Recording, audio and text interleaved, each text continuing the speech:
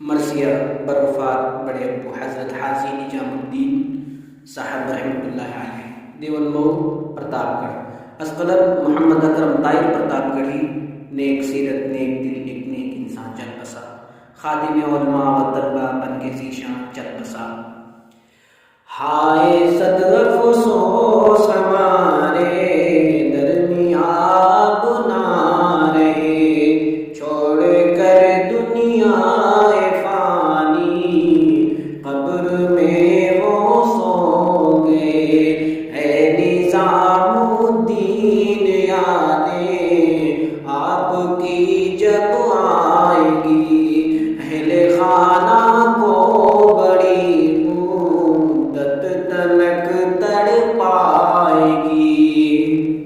آپ تھے ملت کے محسن اور ہم سب کے مشیر، ہوش مند و زندہ دل اور آپ تھے زندہ ضمیر، غربت و افلاس کے سائے تلے پیدا ہوئے، ہاں مگر دین و شریعت کے بڑے شیدا ہوئے۔ بچپنا گزرا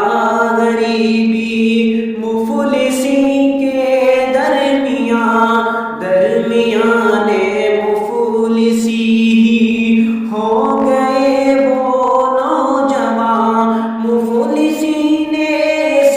طرح گھیرا پریشان ہو گئے، چھوڑ کر گھر بار اپنا ممبئی کو چل دیے، جان و دل سے محنتوں میں ہو گئے مصروف، وہ اپنی محنت کے بدولت ہو گئے معروف، وہ مفلسی کچھ کم ہوئی اور دن بھلے آنے لگے، ہر بڑے چھوٹے کے لیکن کام وہ آنے لگے۔ ٹیکسی والوں کی خاطر رحمت رحمان تھے، جو بلائے جس جگہ حاضر وہ ہر آن تھے،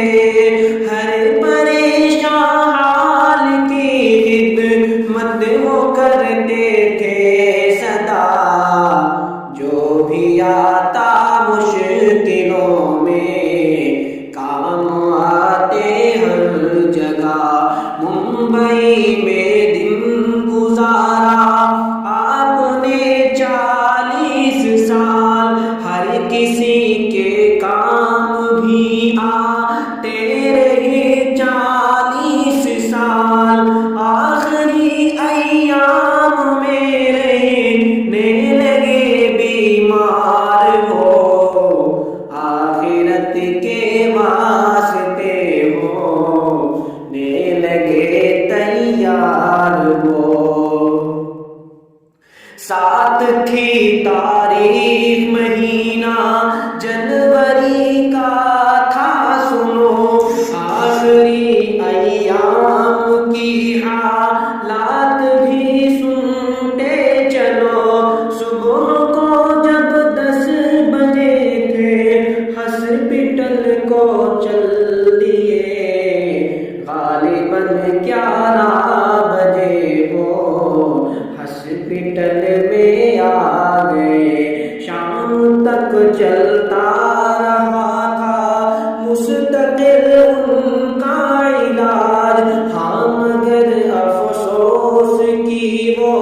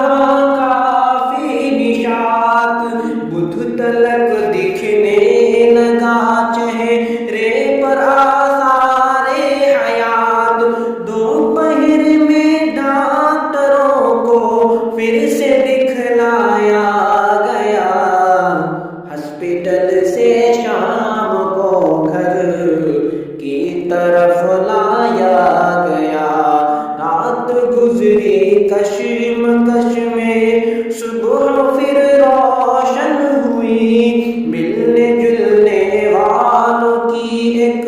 بھیڑ پھر آنے لگی۔ وقت تھا 11 بجے کا اور دن تھا جمعرات، پھر اچانک ہو گئی مرحوم کی طبیعت خراب۔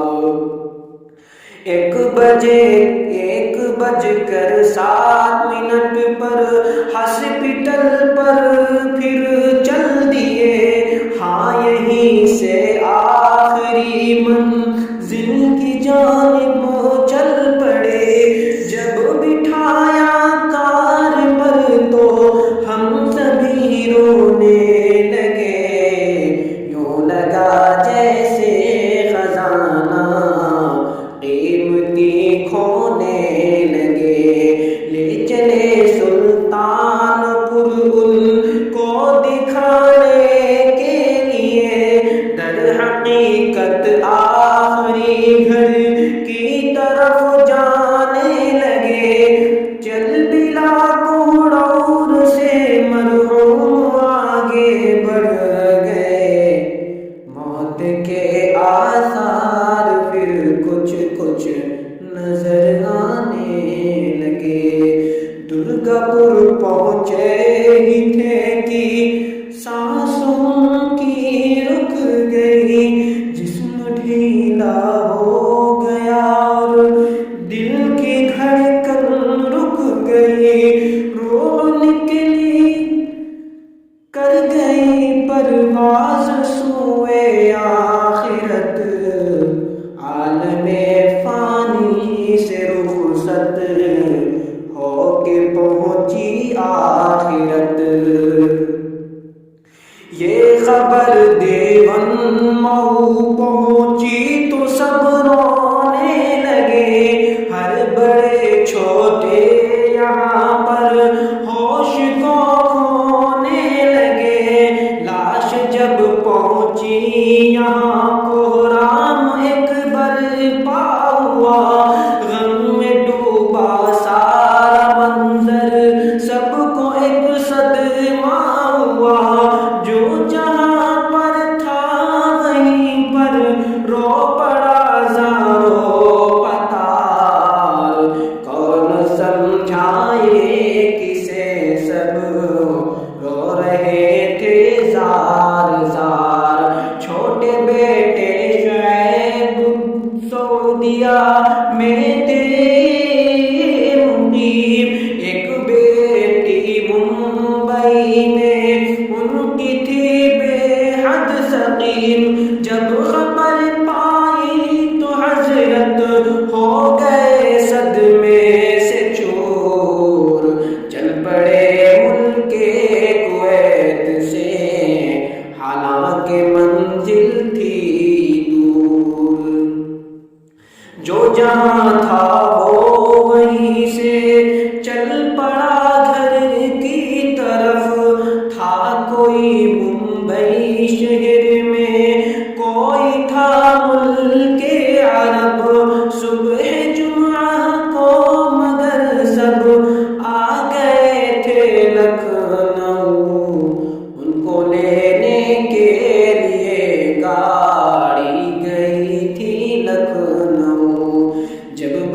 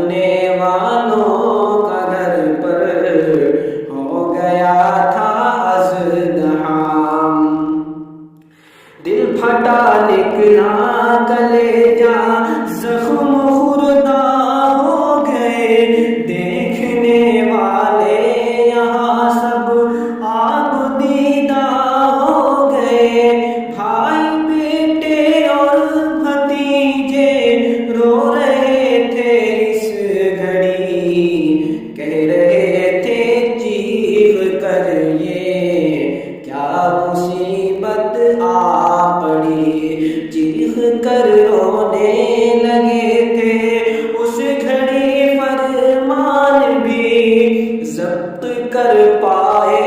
نہ آنسو، دیکھ کر منان بھی